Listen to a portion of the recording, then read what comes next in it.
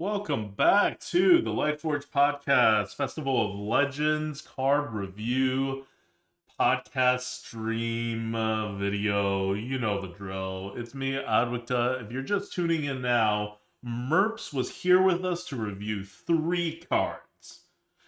But before he left us, and now we're all alone to do the rest of these cards. Now, we reviewed the 3 most important cards that are coming into the meta. So if you haven't watched the neutral ones, you should watch that. It'll really set the tone for it. But we are now in the class cards, and without Merps, this should go a lot faster. 10 minutes per. I'm just gonna rip right through these. First card for Death Knight is Arcanite Ripper. Speaking of Rip, it is a 1 blood card, 1 red for the deck construction purposes, and it is a 3 mana 3/2 Fiery War Axe, old Fiery War Axe, the nerfed one. But it has a Death Rattle, and the Death Rattle says summon a 1/1 Lifesteal Undead. Change your health on your turn while this is equipped in order to improve. So improving this makes it gives it +1/+1 for each improvement, I think. But it doesn't make that much of a difference if it just like summons more. Either way, the point is you have a old Fiery War Axe, and now it will summon some kind of minion at the end of its life, and the minion has lifesteal. And because you are changing your health on your turn, both swings, unless you're swinging face, it will be guaranteed to be a 3/3 at the very least. If you don't heal yourself, and if you don't deal damage to yourself in some other way during those 2 turns. So yeah, bonus 3/3 with lifesteal, and you're definitely going to need lifesteal because you've just used a weapon twice. That is super good. We're doing this card first because this is our first S tier card of the set. I'm gonna count right now actually how many S tier cards were here, but we usually don't get a lot of S tier cards. I'm looking at March of the Lich King right now, and if you don't look at legendaries, Flight of the Bronze was an S tier card. That's it. That was the only S tier card in March of the Lich King. Going back one more to Nathria. If you don't look at legendaries, Nathria had right. Murder at Nathria had Spirit Poacher as S tier, Wild Spirit. This is all pre-nerf. Wild Spirits as S++ tier. Mischievous Imp was rated S tier. And then you go back more to Sunken City, and you have no S tier cards besides legendary cards. In Alteric, your S tier class cards or Bloodseeker, Brasswing, Templar Captain, Wallpaw Cavern, right? Okay, I'm not going to go back more because I don't think there were S tier cards before that, actually. I think that was the first time we actually started having S tier cards. There's just not a lot of S tier cards in this game. That being said, every expansion does add a couple more, and 3 S tier cards are added in this expansion. And this is the first, Arcanite Ripper. Just wanted to set the stage here. It is an incredibly powerful card. Now, S tier is also kind of a big big range. So I'm not saying Arcanite Ripper is necessarily as good as Wallpaw Cavern or like Brasswing or whatever, but it's around the same level. That lifesteal is super good because you're guaranteed to want it. Okay. Enough of Arcanite Ripper. Besides Arcanite Ripper, the next best card is Hardcore Cultist. Hardcore Cultist for Death Knight is a 3 mana 2/1 undead. It is 1 blue. And Battlecry, deal 2 damage. Finale to all enemies. Now, 3 mana, deal 2 damage, 2/1. That's fine. That is a fine card. Like, back in the day, that would be what you would expect, and you would be happy with it, right? These days, that's not a great card. But this card still comes out as an A, because that finale is ridiculous. Now, 2 damage to all enemies is a consecration. That is a 4 mana card. Yeah, okay, they buffed it in this round of core changes to be a 3 mana card. But even in that case, you are basically getting a newly buffed Consecration with a free 2/1. All you have to do is trigger the finale by using up all your mana on that turn that you play it, which again is not that hard. It's not always. And the thing with these kind of situational cards is that like when you need a consecration, you need a consecration, right? Like having a consecration the next turn doesn't really help as much. You need a consecration when you need it. So it's a little like if you're wondering why it's not like an S tier card or even an A plus tier card, the conditional does actually matter here. But it's a really good card. It's almost a 3 mana consecrate. All right, it's hardcore cultist. Next up is Screaming Banshee. This one is another A tier card. So back in the neutrals, when we saw A tier cards like the Proto Drake, a Promo Drake, sorry, the Concert Promo Drake, and if you see an A plus card like the Paparazzi, we go crazy, right? We're like, this can't be in the arena. This will destroy the arena. Everything will be the same. There's not that problem in class cards. Each class is supposed to be different. Class cards are supposed to be better than neutral cards. So A tier class cards are like totally fine. A plus is like pushing it a little. It's when we get to the S tier that we're like, no. Now you're like destroying the entire game. The game can't be played. Like these are like win game cards basically. When you see a Arcanine Ripper, especially if it gets like an extra trigger or something, uh, how are you gonna deal with just like a free 4/4 that heals your opponent up? Like one of the things about playing a weapon is that you make yourself lower in health, so you create some kind of vulnerability in exchange for all that additional tempo. Here, you get even more additional tempo, like plus more than 50% additional tempo, and then you also like make back all of your health. It's just it's insane. Anyway, so here's that A tier card. It's Epic Screaming Banshee, 5 mana, 3/6 lifesteal. So understated. 3/6 lifesteal, that should be like 4 mana. But here's the ability. After your hero gains health, summon a soul with that much attack and health. So it has lifesteal. And if it triggers the lifesteal, and lifesteal triggers whether it gets hit or if it hits anything else, and any of your other sources of gaining health all do this, you will summon an extra minion with that much attack and health. So let's say the Screaming Banshee, which has 6 health by the way, cannot be removed smoothly in one turn. Like your opponent has to hit a minion into it and then deal 2 more damage to it or something, right? Then the Screaming Banshee is essentially a 5 mana 3/6 with lifesteal and a 3/3 minion. That's really good. And that's like almost a worst case scenario because very rarely is your opponent going to cleanly be able to deal 6 damage in one go to this thing. If this thing lives a turn, then you get a free 3/3. If you like play this with like some kind of like healing combo, or for example, if you time it with the Arcanine Ripper, which is turn 3, and then you Arcanine Ripper, you use it. Then on turn 4, you don't use the Arcanine Ripper, and on turn 5, you play the Screaming Banshee, then you Arcanine Ripper. Oh no. You have to so it's set up the other way. So you Arcanine Ripper twice, and then you have a lifesteal minion that has to live a turn. Anyway, my point is, it's Death Knight. There's plenty of ways to gain health. So there's also plenty of synergies that could possibly trigger.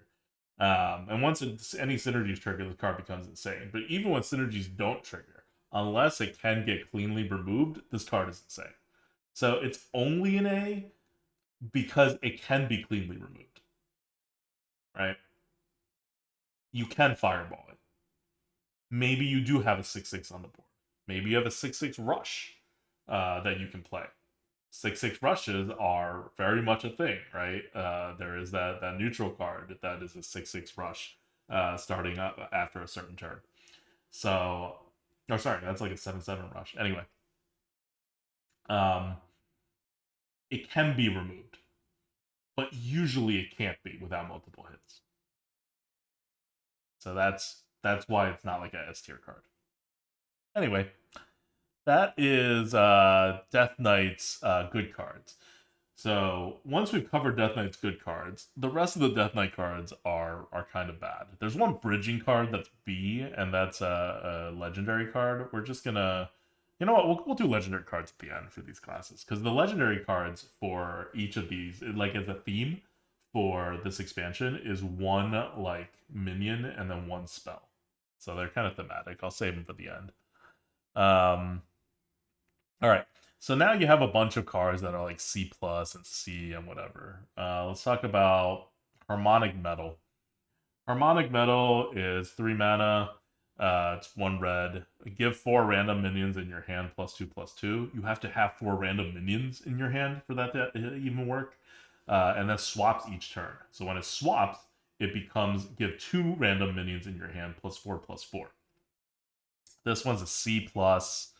It's fine. You're getting a lot of stats, but then you have to like play them to actually be able to use it. And half the time, it's you probably don't have enough minions, so you would have to like wait and only play it on like half of your turns. So it's also kind of awkward. So yeah, so it's a C plus. It is a lot of stats for 3 mana though, right? Like it's 16 stats for 3 mana. You're not going to get that kind of value anywhere. But you are anti-tempoing, so you have to make up the tempo later, and it's situational when you can anti-tempo. And the thing with anti-tempo is if you're going to anti-tempo, you really want to control when you anti-tempo, right? Especially with 3 mana. That's quite a big hit to your anti-tempo. Ideally, what you actually want to do with this card is to one have enough minions later cards and minions later on in the game that you have like an actual hand, and then play it and play one of the minions on the same turn to offset it. But then you're looking at this as like a turn like I don't know 6 or like turn 8 kind of card, and you got to wait for it a bit longer. All right. Um, Next card is Death Metal Knight. This one is 2 red, so you got to go a little bit more committed to red to have access to this card. It's 3 mana, 3/4 taunt. It costs health instead of mana if your hero was healed this turn. Um, it's a 3 drop. It's fine. Costing health instead of mana is nice, especially if your hero was healed this turn, which means you could probably use some health at that point. So it's a good combo piece, but otherwise it's a solid 3 drop at C plus.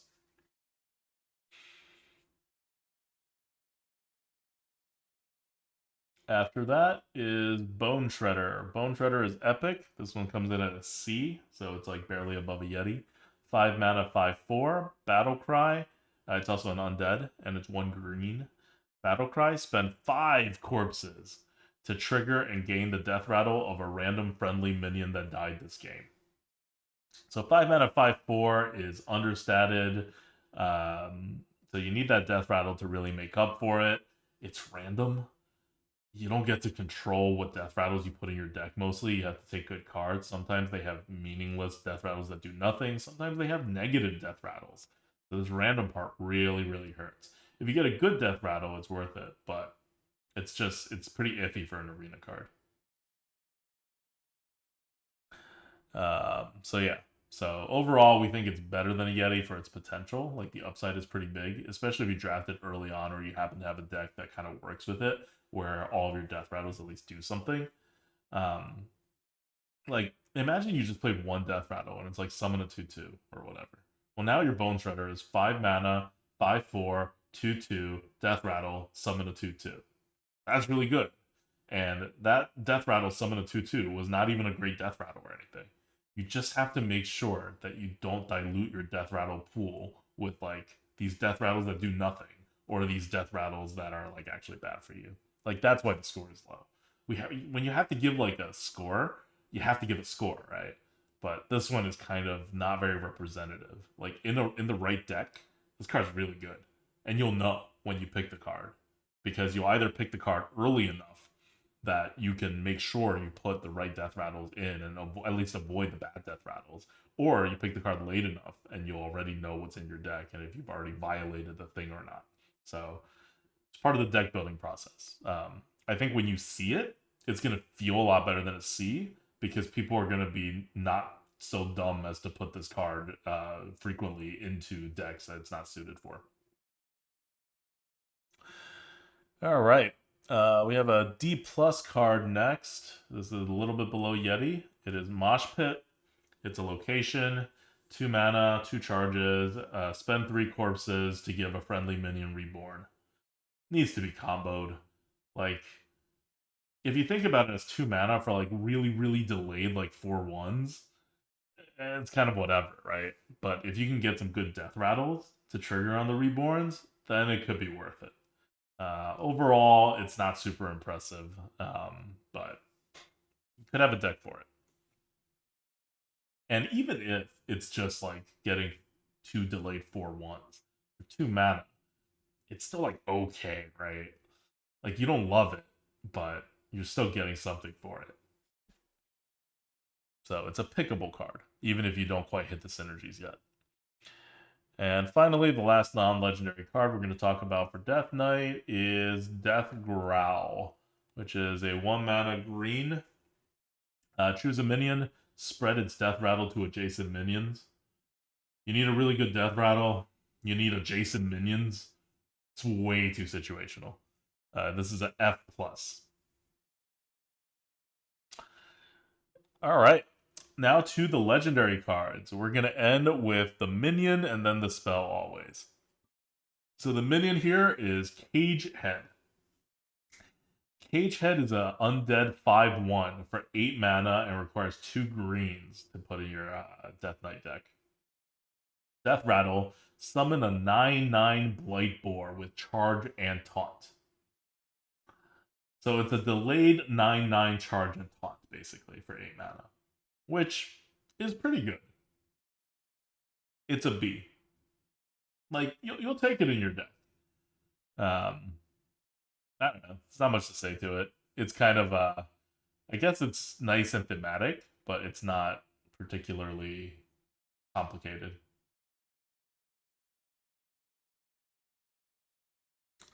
All right, and then the spell is Climactic Necrotic Explosion. That is 10 mana. It requires you to have a rainbow split of red, blue, and green for your Death Knight. And it is deal 5 damage. Summon 2 1/1 souls. And the 2 1/1 souls are randomly improved by corpses you spent. So the random improvements can be giving it some kind of ability or giving it +1/+1. And you have to spend corpses. It also has lifesteal. I mean, okay. You're dealing 5 damage for 10 mana. That's pretty much nothing. You're summoning 2 1/1 souls. That's pretty much nothing. How many corpses have you spent? Right? That's the big question. And this is Arena. You're not really spending that many corpses. Now that oh, why do I keep blanking on these names? Now that the card that shall not be named that was in every Death Knight deck and ruining the meta for the longest time is no longer in the game. That card's been banned. So oh, that's right. Sorry, I'm reading Twitch chat right now. Anything can be improved. So it's randomly improved. So you can summon 2 1/1 souls, and they can become 2/2 souls, or instead of dealing 5 damage, you can deal 6 damage. And all of that happens like live. Like it's not random, right? Like you can see the numbers. Like before you play the Climatic Necrotic Explosion, you see exactly what it does. Oh, and it can summon additional souls too. Okay, interesting. So you can improve. It can randomly improve the souls, and it can randomly summon the number. I see. Yeah. So yeah. So it's but like it's random in that how the card is buffed is random, but it's not random when you play it. The main problem is still the same, right? It's how many corpses you spent. You don't really have engines to spend corpses in Death Knight in the arena. If you track how many corpses you've spent in the prior meta when playing Death Knight, it's not a very high number. And for a 10 mana card, this kind of has to more or less end the game, right? And it just doesn't do that unless it's being used as a really weird pyroblast. So this is a C. Like, it's not an unpickable card. it's doing a lot of stuff, right? 10 mana cards they at least do a lot of stuff, and this one does do a lot of stuff. But you really do want a lot more for a 10 mana from a 10 mana card. Okay, so that's it for Death Knight. Overall, it's got some pretty good cards. I think you'll see a theme here where there's actually quite a lot of A tier cards. This is a good set overall for classes. Death Knight did not actually get a lot of super good cards, but I feel like Death Knight just won't get good cards, or like a lot of good cards in future sets either, because a lot of what it's supposed to do is to be synergized and to be built up, and all the cards that it actually has are just what other classes can do already. The big one here is Arcanite Ripper. Arcanite Ripper is like that build around card. It will single handedly lift a class up. It is rare, so you're not going to see it as often. If it were common, we would be in real big trouble. But even as a rare, like if you think about Caverns back in the day, that was an S tier card. Caverns is rare. Caverns is not a common card. I think. Am I remembering this right? I'm pretty sure Caverns is rare. I feel like we would have had bigger issues if Caverns were common. But anyway, I don't think this is gonna be like the biggest problem, but you'll definitely feel it, and it will be unfair. And if anyone plays an Arcanite Ripper on curve, you're probably losing the game. Like it's such a big swing. All right. We'll see you on the next class. Next up is gonna be Demon Hunter. God, every time they add a class, they just move up the alphabet. Right? Demon Hunter was above Druid, which used to be number one always, and now Death Knight is number one. All right. Until next time, this is Adwicta.